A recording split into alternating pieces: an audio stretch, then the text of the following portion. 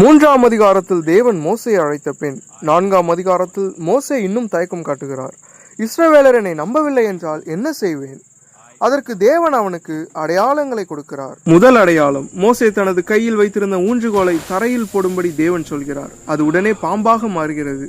பயந்த மோசே அதை தவிர்க்கிறார். பின்னர் தேவன் அதன் வாளை பிடி என்று சொல்கிறார். அவர் பிடித்ததும் அது மீண்டும் ஊன்றுகோலாக மாறுகிறது. இது தேவன் அவருடன் இருப்பதற்கான சாட்சி. இரண்டாவது அடையாளம், மோசே தனது கையை மார்புக்குள் வைக்கிறார். வெளியே எடுக்கும்போது அது குஷ்டரோகம் போல் வெண்மையாகிறது. மறுபடியும் மார்புக்குள் வைத்து வெளியே எடுத்த போது அது இயல்பாக மாறுகிறது. இதுவும் தேவனின் அதிகாரத்தின் அடையாளம். மூன்றாவது அடையாளம், நைல் நதி நீரை எடுத்து தரையில் ஊற்றினால் அது இரத்தமாக மாறும் என்று தேவன் கூறுகிறார். இந்த அடையாளங்கள் மூலம் மக்கள் நம்புவார்கள் என்று அவர் உறுதி அளிக்கிறார்.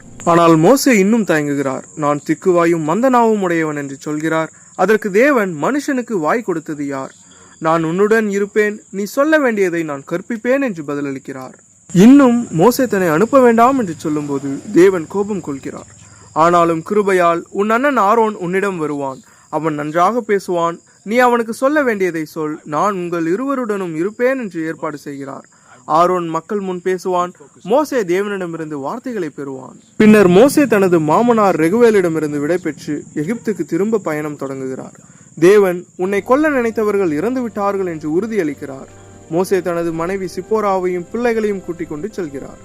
பாதையில் ஒரு விசித்திரமான சம்பவம் நடக்கிறது. தேவன் மோசேயை எதிர்கொள்கிறார். அப்பொழுது சிப்போரால் தனது மகனுக்கு விருத்த சேதனம் செய்து அந்த உடன்படிக்கையை நினைவுபடுத்துகிறாள்.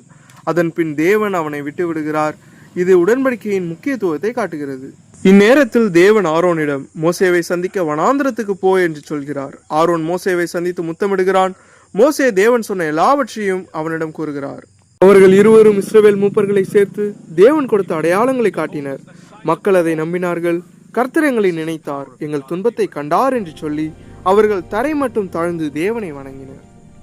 யாத்ராகமம் 4ஆம் அதிகாரம் தேவன் தன் சேவகரின் பலவீனத்தையும் பயன்படுத்தி தனது திட்டத்தை நிறைவேற்றுகிறார் என்பதை காட்டுகிறது. பயந்த மனிதனை தைரியமான கருவியாக மாற்றும் தேவனின் கிருபை இதில் வெளிப்படுகிறது.